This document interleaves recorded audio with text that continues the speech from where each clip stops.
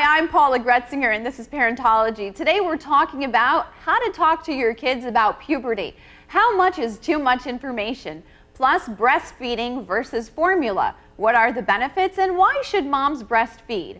Also, infant massage. We have an expert that is going to teach you some techniques.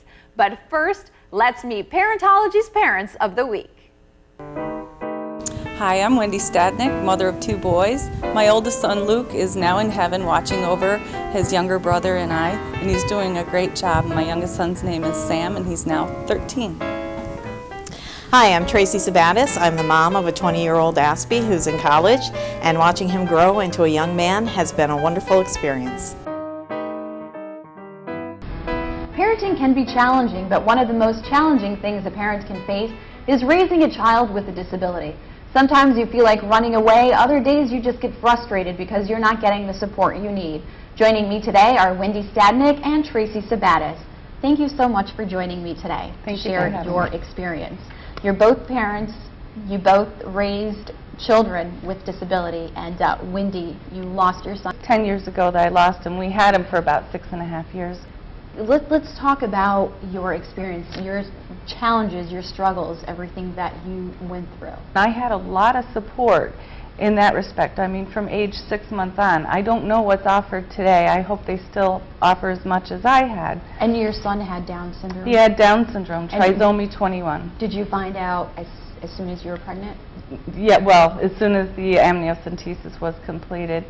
And it was devastating because as a mom, you know,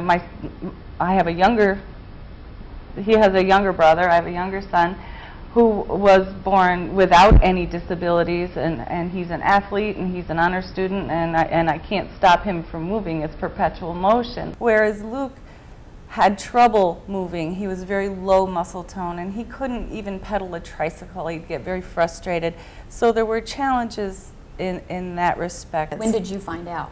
Well, we knew something was wrong early. Coincidentally, he has Asperger's syndrome, but at the time he had some speech delays due to ear infections, chronic ear infections. So we were fortunate to get him into special education preschool, which was a fabulous program.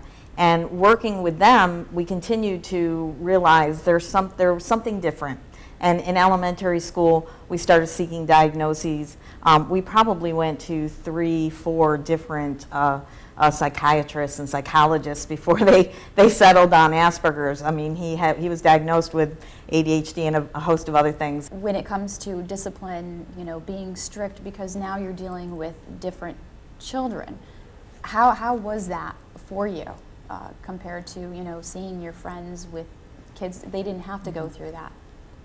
We used a program which I swear by, I don't even know if it's in use now, but is 1, 2, 3 Magic. Well, I had to learn sign language to communicate with him. What have been the biggest challenges so far? For us, it's been in the educational setting. You know, keep working with we were very fortunate. Our school system was great. You know, the teachers, and we ended up with a really, really strong support team. He had a one-on-one aide up until 11th grade, which we probably, in hindsight, should have backed that off a little sooner because executive functioning skills and independence at college has proven to be a challenge. But it's been very, you know, because Asperger's kids, if they sit down and they speak with an adult, often come across as very intelligent, very together. It's all these other hidden things that people take for granted.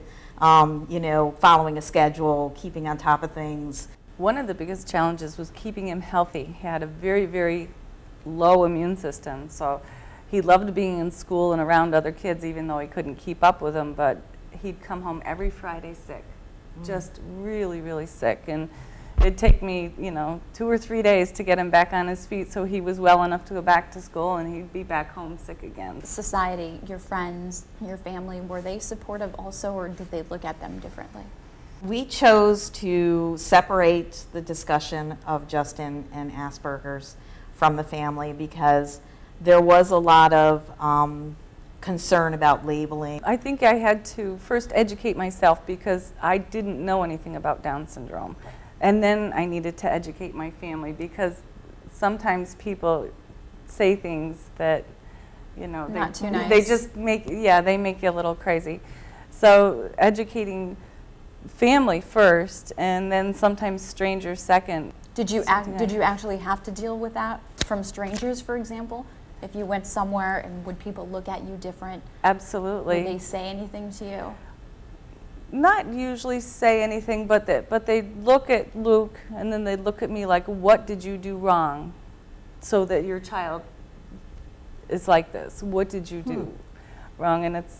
And so people are just ignorant, or they'd be afraid to touch him like it was contagious. You know, I don't want to catch anything from him. What are some tips that you want to give to parents that are going through this, things that have helped you in your situation? Just love that child and treat them as much like any other child that you would have. They do need discipline, and they do need hugs, and they need to be cared for like any other child. So try to keep that in perspective. You don't want your disabled child to go out in the world and be an absolute monster because you were afraid to say no to them. I completely agree with that. That's an excellent point. I mean, we really focused on, you know, when he was younger, the 1, 2, 3 magic. We really focused on consistency and discipline. Tried to treat him like, you know, if he's a kid and he got in trouble, he got in trouble. Right. You know, because, hey, he's got to go out into the world, and life's not going to give him any special breaks just because he has Right. Asperger's. You know, that was something that we really focused on. And then from an educational standpoint, I think it's really important to educate yourself as much as possible on the law and, you know, least restrictive environment, and work with your IEP team, work with your school. Thank you so much for joining me today. Thanks for having Thank me. you, Paula. Thank you. And if you would like to know more about raising a child with a disability, or if you have a question for Wendy or Tracy, just log on to my website, parentologywithpaula.com. Coming up, how to talk to your child about puberty and the benefits of breastfeeding.